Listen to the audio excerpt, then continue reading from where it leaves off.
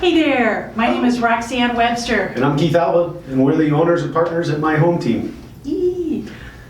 We are going to talk to you today about escalation clauses. Right? That's right, yeah. What are they? What are the pros? What are the cons? Depending on what side of the coin you're on, right? If you're the seller or the buyer, there's different advantages and disadvantages to both sides. So what is an escalation clause? For starters, what an escalation clause is it's a clause in a contract. Let's say I'm writing an offer on a property for $500,000, right? But I'm competing with other offers. I may know that I'm willing to pay $550 for that house, but boy, that's $50,000 more than they've got it listed for. So I might write into the contract that I will beat any offer that you get above my $500,000 offer by $1,000, $2,500, whatever number you want to use. But let's say $1,000 up to $550. Right? So I'm saying if you've got another bona fide offer that you can show me that's for $525, my offer automatically escalates to $526 so that I can beat that offer. That's right, or whatever that number is Whatever that number. You drop into that escalation clause that says I'll beat it by this amount. Why do people use these? Well, it's the eBay economy is kind of the way that I refer to it, right? Yeah. With eBay, if you've ever done any bidding or purchasing on there, right, you can go in and say, okay, here's my maximum allowance, eBay, and I want you to bid on my behalf against other bidders that come up until that ceiling, right? And so it's just an automatic process that eBay is doing on your behalf. That's what this escalation clause does. That's right. Is it's putting it out there and saying, hey, we're 500 now, but we could go to 550 in the event that you have other offers that push us up to that amount. That's right, that's Yeah. right. And we have mixed feelings on escalation clauses. There are absolutely a time and a place for them. What are some of our disquiets with the escalation clause? The biggest concern that I have, right, if you're a buyer and you're using this escalation clause, is it's akin to showing your poker hand to the whole table and then pushing your chips in the middle and saying, I'm going all in, right? You're telegraphing what it is that you're willing to pay for that property, right? As a listing agent, if I receive an escalation clause, one of the things I absolutely have to do is go to my sellers and say, hey, listen, they're telling us they're willing to pay $550 for this. Why would you accept anything less?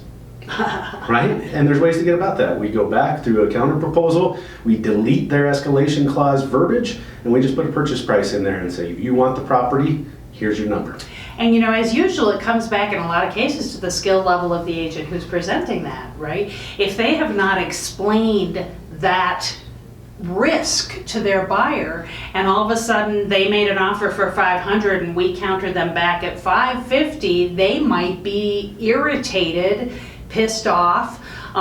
They might try to retaliate, you know, or just not accept that because they were expecting us to behave a different way because they weren't given the correct expectations by their agent. Where I see a lot of it is the agent on the other side that drafted that escalation clause, not necessarily explaining the risk up front to that buyer and saying this is a potential of using this escalation clause, and then they don't quite understand when we delete the verbiage in there that it's no longer around, right? And That's so right. all of a sudden they think that there was another offer at $548, and that which is what They want to see it. yeah, they're asking for it, and you're like, no, we deleted that provision. We're not required to send you that sort of a stuff. And now all of a sudden there's hurt feelings, like Roxane is saying.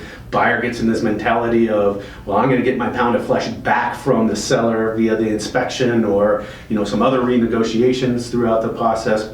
So it's a strategy, but it can muck it up a little bit depending on the other side and honestly how it's received. That's right. That came through that way.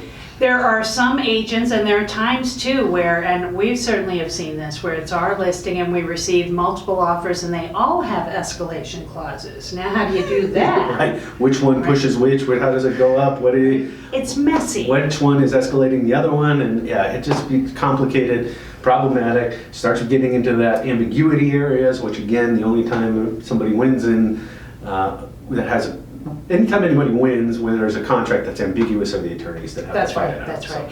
But there are absolutely a time for it, right? If you are, if you love this house, you would happily pay that $550 for it, right? But you know, let's see if we can get it for a little less, right? If you're happy with, you would go under contract and be perfectly pleased with your purchase at $550. There's a place for the escalation clause. It can work, right? That's You may end up getting it for $5.25 or $5.30, something along those lines, and now you've saved $25,000-$30,000. Money's money.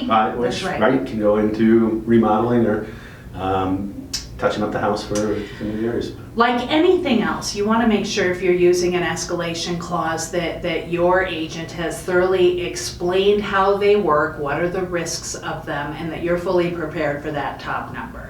And we see in this market over and over again people who are moving so fast that they just don't understand the terms of the contract that they're engaged in. And hey, as far as I'm concerned, if there are agents out there who aren't explaining all these things to their client, I hear that McDonald's is hiring. Shut up. That's right. Well, McDonald's is hiring. No, McDonald's is hiring. All agents are not created equal. We'll leave it at that. Excellent. Thank you. Let us know if you have any questions, and we're always here to help.